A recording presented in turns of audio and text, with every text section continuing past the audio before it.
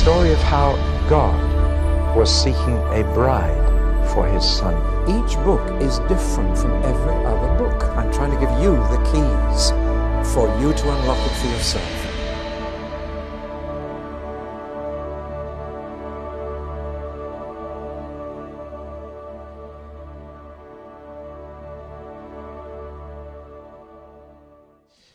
Well, now, Proverbs is a strange book to be in the Bible. I don't think any of you would have put it in the Bible, but God did.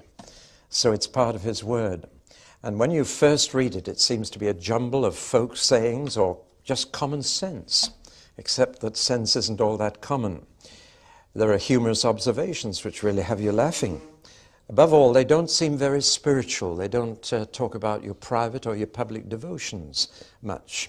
Very down to earth. Some of them are pretty obvious. Poverty is the ruin of the poor.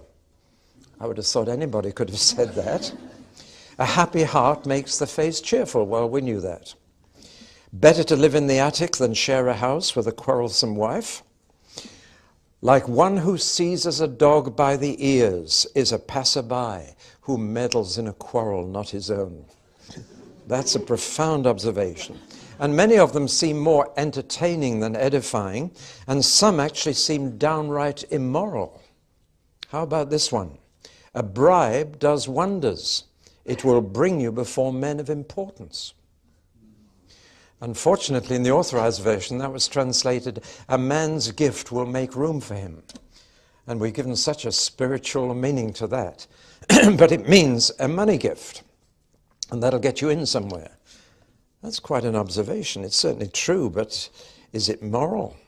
Many, of course, have found their way into everyday speech. Spare the rod and spoil the child. Comes straight out of this book. Hope deferred makes the heart sick. Pride goes before a fall. Stolen food is sweet. Iron sharpens iron. We're familiar with these, and many people who use these proverbs haven't a clue where they came from, but they came from our Bible. We recognize other people in the book of Proverbs. The woman who talks too much. The wife who's always nagging. The aimless youth hanging around street corners. The neighbor who's always dropping in and staying too long. The friend who's unbearably cheerful first thing in the morning. You recognize all kinds of people here, but do you recognize yourself? I think that's the key to reading the book of Proverbs. As James says, you read the Bible like a mirror, but if you forget what you saw, it'll be no use to you. Well, at least it deals with life as it really is. This is not life in church. This is life in the street, in the office, in the shop, life at home. And it's really saying godliness is worked out in real life. It's not just something you do on Sundays in church. It's how you live through the week in every other situation. There are 900 proverbs here, and they cover the whole of life.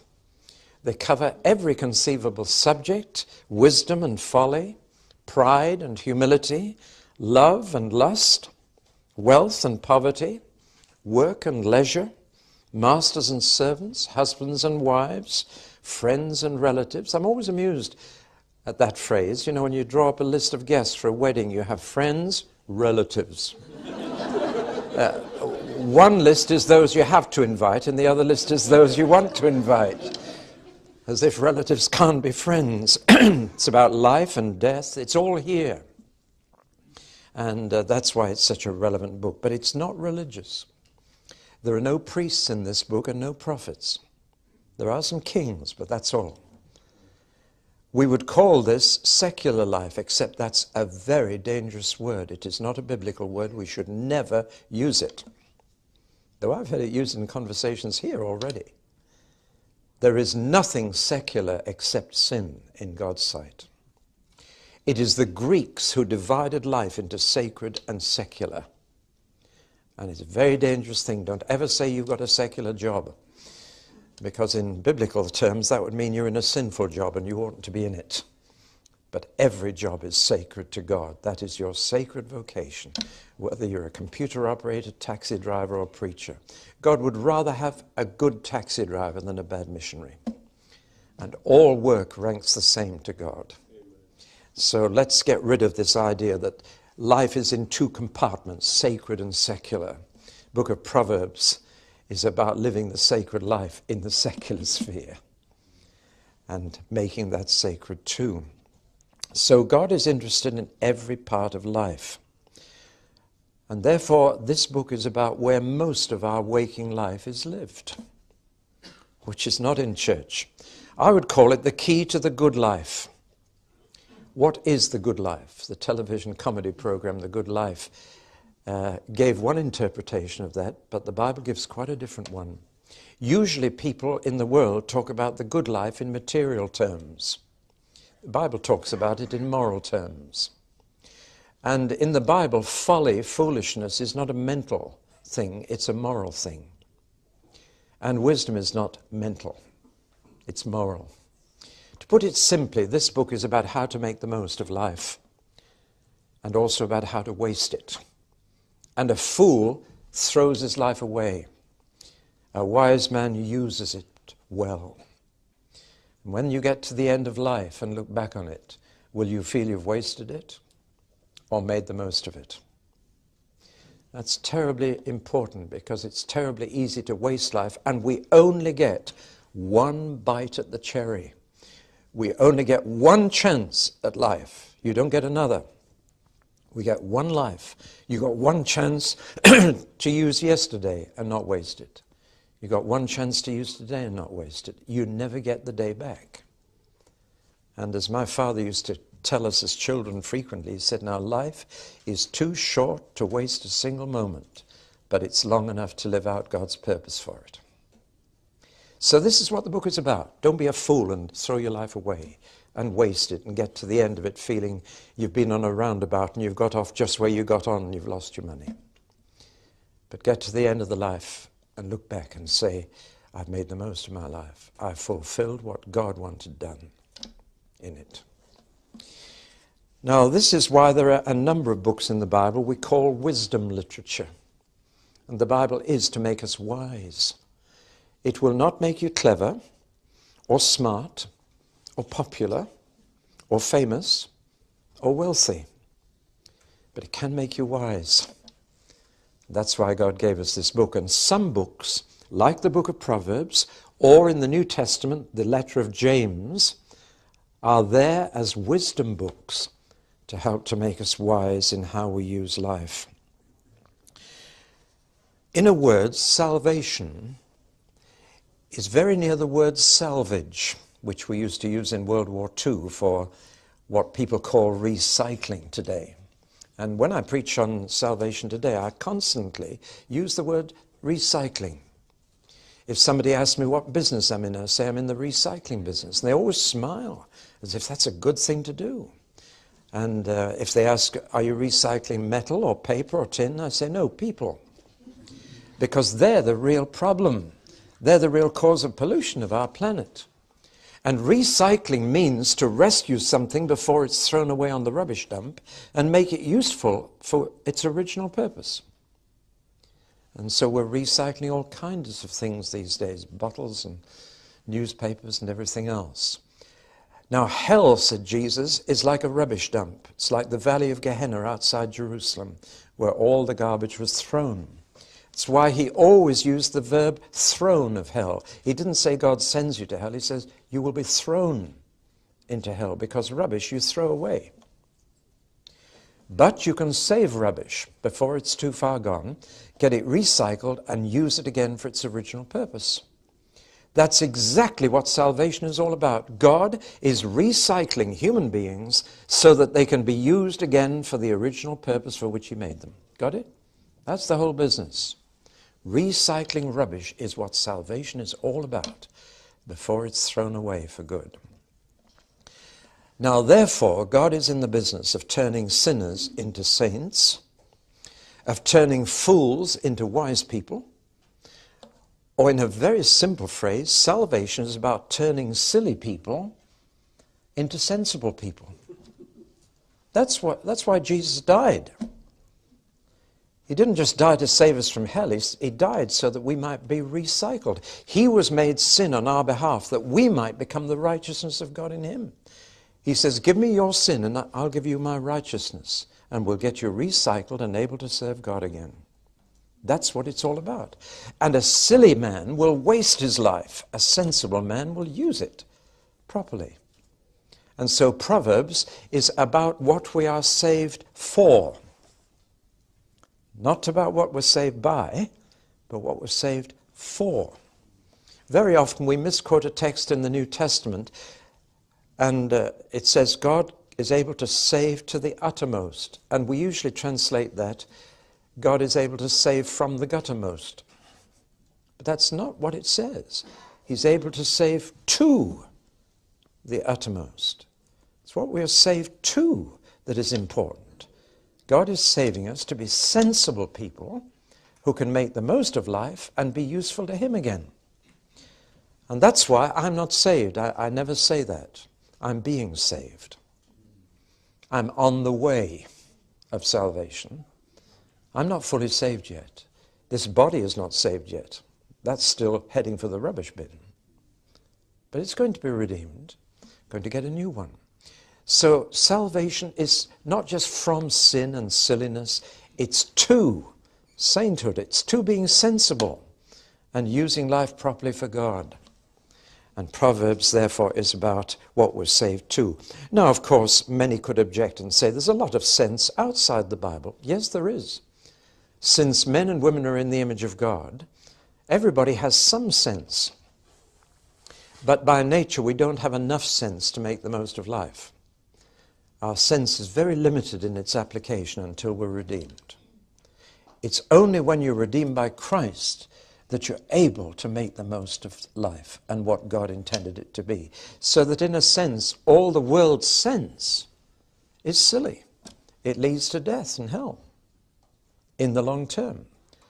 And however sensible people may be about some parts of life, about the whole of it, they can be very, very silly and throw it away.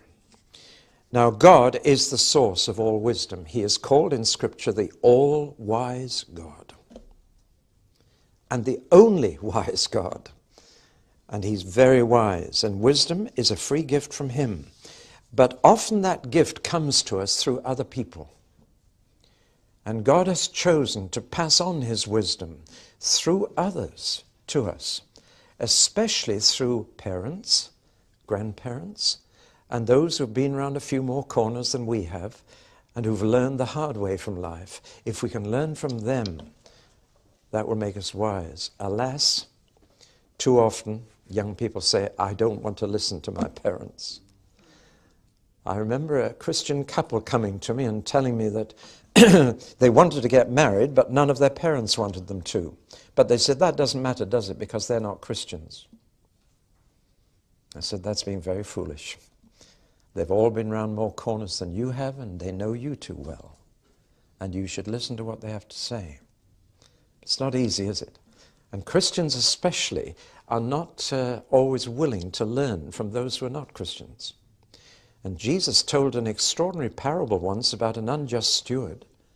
Extraordinary story about in it everybody was criminal, crooked.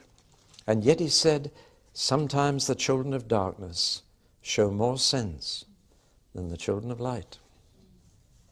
And that is, alas, sometimes true. So, get wisdom.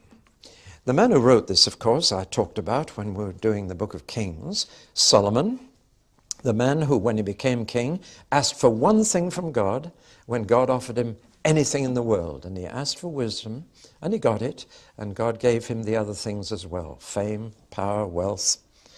But he got the wisdom to govern others, to be a judge and to be just. And that classic story about the two prostitutes arguing over the one baby that had survived, saying, that's my baby. And he said, cut the baby in half. Real wisdom. God said, I will give you a wise and discerning heart if.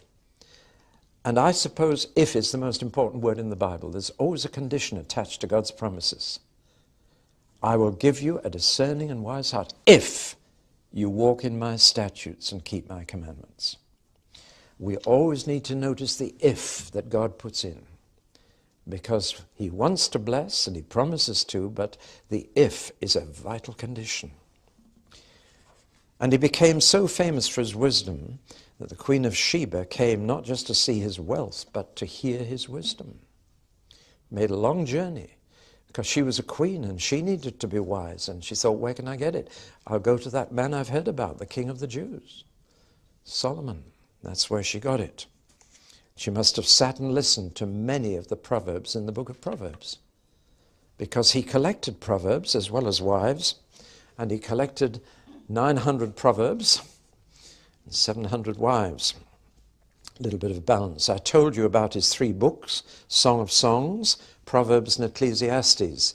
He wrote the first when he was a young man, and it's what I would call a heart book, very emotional. He's a young lover at that stage, so much in love that he forgets about God altogether. The book of Proverbs is a middle-aged book, but it's a book which I would say is a book of the will. It is essentially a moral book. And the book of Ecclesiastes, I would say, is a book of the mind. It's essentially an intellectual book. It's a philosophical book as he meditates on his life and whether he's achieved anything with it.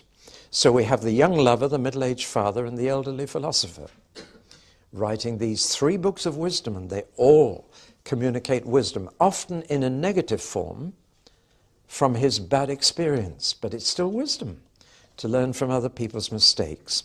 He composed Proverbs himself. He had a knack for doing that. And he would put things together in a little pithy saying after he'd concluded something from his own observation, but he also collected them from others. And one of the most intriguing things about the book of Proverbs is that many of them are Arabic, collected from an Arab philosopher. And another whole chapter of them are Egyptian Proverbs, which he probably collected through his wife, the daughter of Pharaoh. But Solomon recognized that there was sense in the world, and he didn't mind where he got it as long as it was wisdom in God's sight. And then he would bring it and put it in a context of God, which of course the others didn't. And that's the secret. You can learn common sense from unbelievers, but in unbelievers it's in a godless context. It's in the wrong framework. And you can bring that sense and bring it into a God framework. That's why God is mentioned 90 times in the book of Proverbs. But it's always the name of God, Yahweh, which means it's the God of Israel we're talking about. Not just a vague God that anybody believes in, but the specific God of Israel. How odd of God to choose the Jews, but odder still for those who choose the Jewish God and spurn the Jews. And it is the Jewish God who is the only God who exists. And all common sense needs to be brought into that framework. There is one section of this book, actually, that was collected by Hezekiah years later. And he tried to collect as many of Solomon's Proverbs that were remembered by people, but had not been written down. And there's one section later in the book that are the Proverbs of Solomon, but collected by the scribes of Hezekiah many, many years later. So it's a mixture. And the book as we have it was not completed in Solomon's time, quite clearly, but was added to later. Probably it was completed about 550 BC. Now, before we look at the book itself, there are 3 important things to say about the nature of the book. Number 1, it is proverbial. Now, what do I mean by that? That sounds a bit obvious. It's a book of Proverbs. It is not a book of promises. It is a book of Proverbs. And a proverb is a proverb, but not a promise. But so often I hear a verse from Proverbs quoted as if it's a divine promise. And it's not. The difference is this. Let's take the word proverb. It's a Latin word. It comes from pro, which means for, and verba, which means word. And a proverb is a word for a situation. It's an appropriate, fitting word that fits the situation. A timeless truth that can be used in different situations in life. A short summary of human experience. The Hebrew word proverb is mashal, which means to resemble or to be like something. The parables of Jesus are called by that word. A parable is a mashal, which means it is like this. And you say that in Ordinary speech, when you're explaining something to a child, you say, well, it's like this. That's exactly the meaning of the Hebrew word mashal proverb. It's like this, you see, right? And very often Jesus began a parable. The kingdom of heaven is like this. Well, it's like this.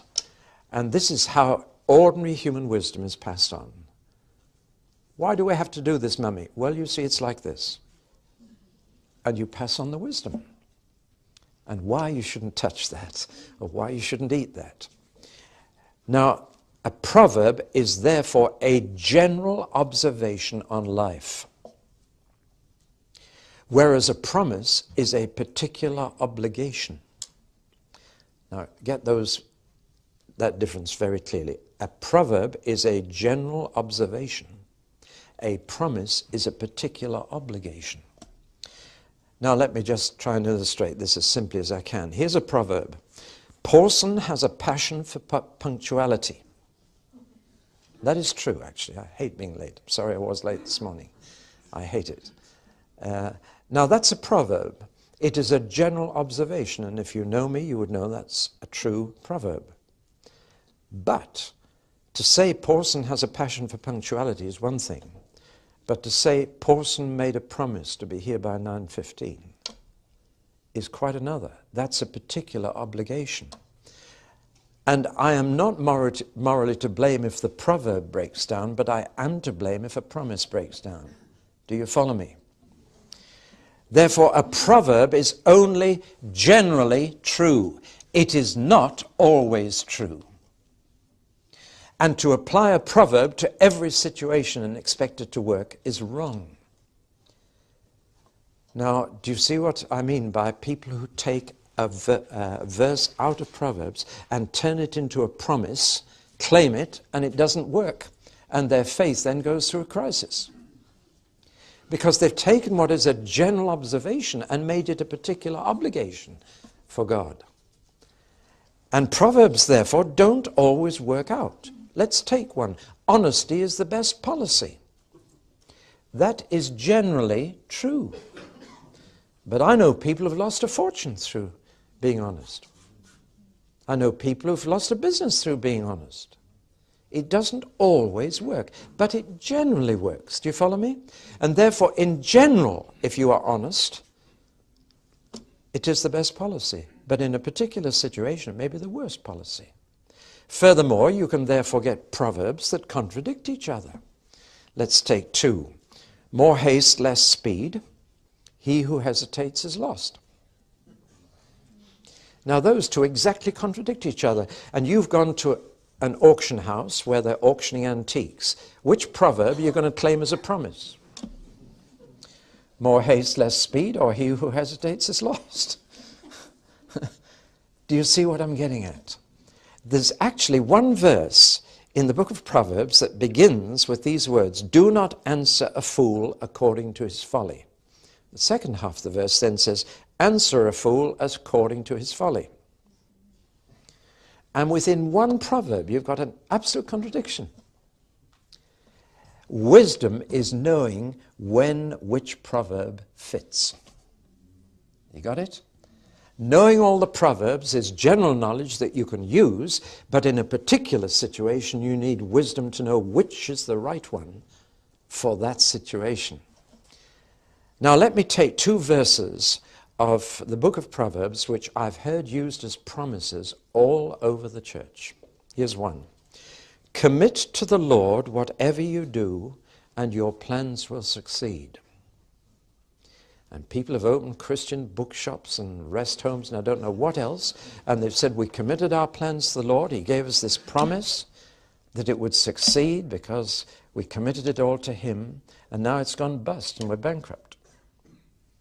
Now, I'm not talking about theory here. This has happened all over the place. Because people took that verse and said, I claim it as a promise to God for my business. But it isn't a promise, it's a proverb. And it is generally true that if you commit to the Lord whatever you do, you will succeed. It is generally true, but not always. When you claim a proverb as a promise, you are putting a particular obligation on God which He has not undertaken.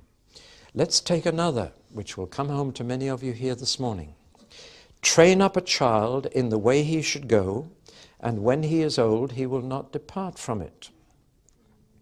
And parents with children who are not believers say, I claimed that promise, I trained him up in the way he should go, and he's not going in it. Now that promise is not a guarantee. It is generally true. I've always been amused when I see young people who've been rebellious to the nth degree against their parents. As soon as they get married, they revert to their parents' behavior to the last pin in the nappy. You know, you notice that? And in fact, you do as you go older, you revert to the habits you were taught as a child. It is generally true that if you train up a child in the Christian way, when they are old, they will not depart from it. When they are old, notice. And it is generally true, but it is not always true, because your children are not puppets and you can't force them to go your way. And they will reach an age when they make their own decision, and they are free to do that. Do you see what I mean? And many parents have had heartache over that and said, I claimed that, God promised. It hasn't worked. Now, I'm throwing this out because we're dealing with a book of Proverbs, not a book of promises. And these things are generally true. And that's why we should read them and live by them. But to claim each particular verse because it fits that situation as a promise God has made to you is to abuse Scripture. This is what happens, you see, when we take a verse out of context and quote it as if it could have come from any book in the Bible. The context of every verse in the Bible is the book in which it occurs. And you should not quote a text if you haven't asked what book does it come from and why was that book written. And then you'll get it right. But it's so easy, especially with verse numbers attached, to quote John 3:16 or whatever out of context and out of the book in which it was written. See, God didn't give us the chapter and verse numbers in the Bible. It was two bishops who added that, and they made a mess of it anyway. For 1,000 years, the Christian church had a Bible with no chapter and verse numbers, and boy, did they know the Scriptures. You've really got to know them to find your way around without verse numbers. But now that we've got verse numbers, we keep quoting a text out of context and take these verses out of context, and they sound like promises, but they're not. They're Proverbs. That's the first major key we need when we read this book. The second major key that we need is that these are poetic. You see, a proverb is a pithy saying. It's presented in a form that's terribly easy to remember, usually because it's poetry. It's got a rhyme in it somehow. Pawson has a passion for punctuality. I deliberately worded that proverb because it rhymes, do you see? It's alliterative. A stitch in time saves 9 is much more easily remembered than a stitch in time saves 17. Do you see what I mean? It's got a little poem in it. Let me translate a proverb for you. In advance of committing yourself to a course of action, consider carefully your circumstances and options. Or, to rephrase that, there are certain corrective measures for minor problems which, when taken early on in a course of action, forestall major problems from arising. Those are both translations of look before you leap. See? If you ever watch the TV show Yes, Minister, you know that Humphrey is marvelous at doing just that. It's civil service language, it's solicitor's language. But if you're going to communicate wisdom in a memorable way, you've got to put it in a very poetic form that will slip off people's tongue easily. Look before you leap. Much better than look before you venture. You know, it's got that alliterative, poetic feel about it. Now, Hebrew poetry is quite unique. It's based not on rhyme, as most of our poetry is, but on rhythm. And the rhythm is a rhythm not only of beat or meter, but it's a rhythm of thought. And invariably, Hebrew poetry is a pair of lines, 2 lines, and they relate to each other in 3 different ways. And the first word in the second line tells you which way it is. If the first word in the second line is and, then it's what we call a synonymous parallel. It says the same thing, but in different words. Pride goes before destruction, and a haughty spirit before a fall. It's the same thought, but differently expressed. You follow it? And in the Hebrew language, there will be a rhythm there that makes it easy to say. That's one kind of double parallelism, synonymous. Same thing said a different way. Then, if the second line begins with the word but, it's what we call antithetic parallelism. For example, he who oppresses the poor shows contempt for their maker, but whoever is kind to the needy honors God. You see the parallelism? But it's the opposite now. It's an antithesis of the first statement. Got it? Whoever oppresses the poor shows contempt for their maker, but whoever is kind to the needy honors God. There's a kind of opposite there. And then if the first word in the second line is for, it is what we call a synthetic parallelism, which means the thought of the first line is taken a step further. It advances the thought in the second line. Stay away from a foolish man, for you will not find knowledge on his lips. See, the thought of staying away is taken further, and you're given a reason why you should stay away from him. Now, all the Proverbs fit into this kind of pattern. They're either and, but, or for. And they either repeat the thought in different words, or contradict the thought with its opposite, or take the thought a step further, but in a kind of rhythmic way.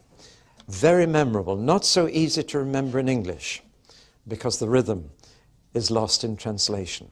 But this is how parents passed on things to their children, and how we still do with everyday proverbs. A nice little rhyming proverb. There are other devices in Proverbs. For example, there are acrostics. Now that means a long proverb that uses the letters of the alphabet, A, B, C, D, E, or in Hebrew, Aleph, and so on. But the proverb, each line begins with a new letter. And one of the passages which most people know well is the final chapter 31, the description of the ideal wife. And it's a very good list for a young man to read. And it's an acrostic.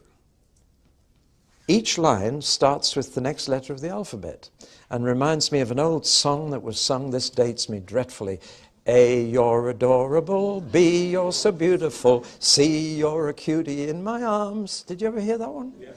Well, that's what we call an acrostic, an ABC. And those are used, and then numbers are used. There's one chapter particularly that's full of for 3 things and 4, or these are 6 things God hates, and you can learn them on your fingers. So there are various devices, but basically it is a poetical approach. And the third basic thing I want to say is that this book is patriarchal. It's proverbial, it's poetic, and it's patriarchal. It's all presented as advice to a youth from his dad. Incidentally, this is one of the books in the Bible that has not a single statement in it for women. It is a man's book. And in fact, a lot of the Bible is written directly for men. You must have noticed that the New Testament is not addressed to brothers and sisters, but to brothers. Have you ever asked why? One of the fundamental assumptions behind Scripture is this: if the men are right, the women and the children will be. That's an assumption all the way through Scripture. If the father of a family is right, then the family will tend to be right. That's why the Scripture goes hard after men. And why for the last 5 or 6 years I've had Men for God conferences, even in this room. And every few weeks I've had a day with men, and all the letters of thanks I get are from the women. I had one recently from a wife who said, I much prefer the husband you sent home to the husband I sent to the meeting. Notice the key phrase, the husband I sent to the meeting. But anyway, I send them home to be the head of the house. But you see, the Scripture is looking at the fathers, looking at the men, and saying, get the men godly. And you women know that's true. And so this book goes hard after the men, after a young man. And here is a father desperately trying to stop the young man doing what he did, and trying to stop him sowing his wild oats, because he's learned the hard way. He's trying to pass on this wisdom from a father to a son. Solomon was clearly middle-aged when he wrote this book, and he did not want his son to be like himself.